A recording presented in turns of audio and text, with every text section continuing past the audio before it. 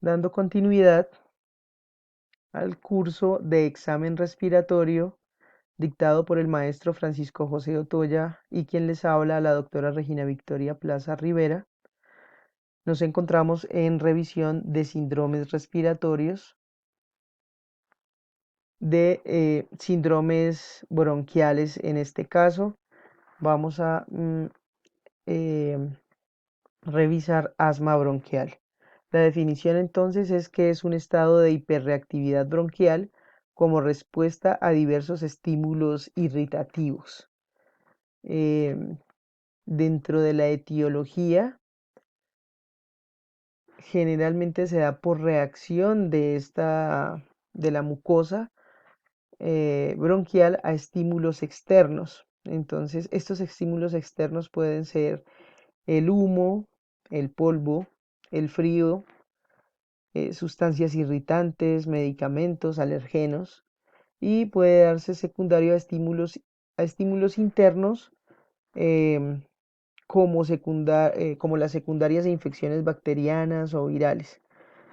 Puede haber una posible predisposición familiar. Dentro de las manifestaciones clínicas, entonces la persona va a referir una tos seca inicial que puede estar con una secreción mucoide escasa que luego se hace espesa y mucosa. Puede haber disnea, que es de predominio expiratorio y dolor posterior en la parte inferior del tórax. La presencia de cianosis pues dependerá de la severidad del cuadro. En cuanto al examen físico, en la inspección la simetría no se ve comprometida. Puede haber tirajes o retracciones, tanto intercostales como supraclaviculares como supraexternales. Cuando los tirajes se encuentran, cuando hay todo este tipo de tirajes, pues se conoce como tirajes universales. Puede haber aleteo nasal. El aleteo nasal, recordemos que hace parte de la inspección general. Si nos llama la atención, hay que describirlo ahí y es un indicativo de dificultad respiratoria. La cianosis también puede estar presente y dependerá de la severidad del cuadro. En algunos textos se describe una zona de alarma de Lombardi que son arañas vasculares o telangiectasias. Recuerden que las telangiectasias se definen como neoformaciones de capilares superficiales con formas como patas de araña que desaparecen a la digitopresión. Entonces pueden haber este tipo de telangiectasias supraescapulares. A la palpación habrá expansión y elasticidad pulmonar disminuidas en ambos campos pulmonares, vibración vocal disminuida en ambos campos pulmonares. A la percusión podemos encontrar hipersonoridad, descenso de los bordes inferiores pulmonares, disminución de la excursión diafragmática y en casos ya de mayor severidad puede haber desaparición de la matidez del corazón. A la auscultación, el murmullo vesicular está disminuido, la inspiración está disminuida en intensidad y puede haber una fase expiratoria prolongada. Podemos encontrar cornajes, sibilancias, roncus, y cuando se encuentran todos estos tipos de ruidos sobreagregados y además estertores, se conoce como tempestad de Recamier y es propia de las crisis asmáticas. La auscultación de la voz estará sin cambios. Dentro de la enfermedad pulmonar obstructiva crónica, las más representativas pues que por clínica podemos encontrar son la bronquitis crónica y el enfisema pulmonar. El enfisema pulmonar hace parte de los síndromes pulmonares. ¿Cuál es la definición de enfermedad pulmonar obstructiva crónica? Es una enfermedad caracterizada por la obstrucción al flujo aéreo que no es completamente reversible y progresiva. Aquí podemos mirar la inflamación bronquial y la secreción bronquial aumentada, estas bolitas como rojitas aquí.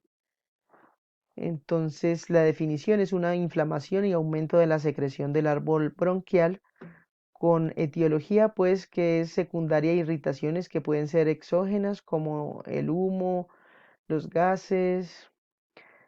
Recuerden que cocinar con humo de leña, fumar, exposiciones por trabajo en fábricas que tienen gran eliminación de tóxicos, gases o humo eh, por largo tiempo, pues van a predisponer a que las personas les dé una bronquitis crónica. Por causas endógenas como bacterias y virus, pues pueden también eh, ocasionar esta situación cuando se hacen crónicos. En las manifestaciones clínicas, entonces tendremos una tos y expectoración excesiva de esputo. Generalmente es matinal, generalmente la expectoración es blanquecina, pero puede darse que en estadios ya a medida que avanza la enfermedad, pues que la tos sea constante, al igual que la expectoración, pero digamos que típicamente es una expectoración de desgarro matinal, que se produce la mayoría de los días de la semana, durante un mínimo de 3 meses consecutivos al año y durante al menos 2 años consecutivos. Cuando se cumple con esto, pues entonces ya tenemos que estar sospechando una bronquitis crónica o lógicamente que también es importante ver la exposición de la persona. Y todo esto que no esté relacionado con otra enfermedad pulmonar o cardíaca. Entonces nos encontramos con una tos incesante y productiva.